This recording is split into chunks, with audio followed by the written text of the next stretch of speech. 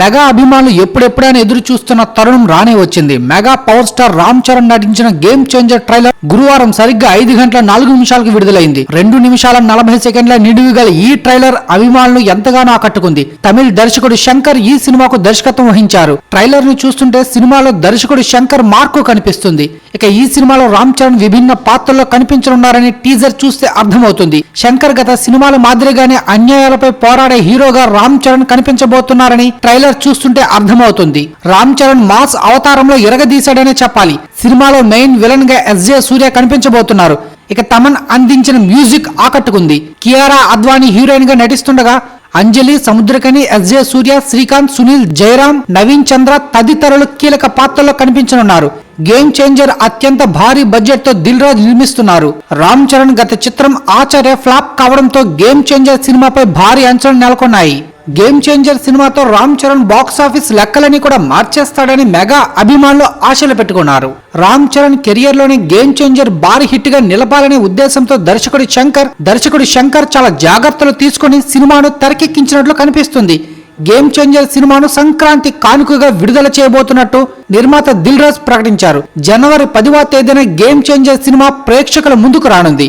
విడుదల తర్వాత game changer box office లెక్కలను ఎలా మారుస్తాడో వేచి చూడాలి.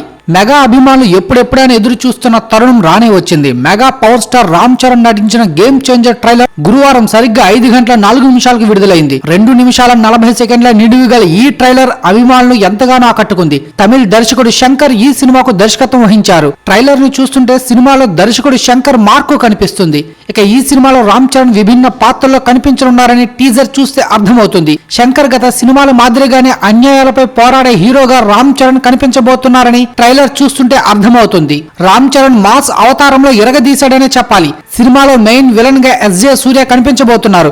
ఇక తమన్ అందించిన మ్యూజిక్ ఆకట్టుకుంది. కియారా అద్వానీ హీరోయిన్ గా నటిస్తుండగా అంజలి, సముద్రకని, ఎస్జే సూర్య, శ్రీకాంత్, సునీల్, జయరాం, నవీన్ చంద్ర తదితరులు కీలక పాత్రల్లో కనిపించనున్నారు. గేమ్ చేంజర్ అత్యంత భారీ బడ్జెట్ తో దిల్ రాజు నిర్మిస్తున్నారు.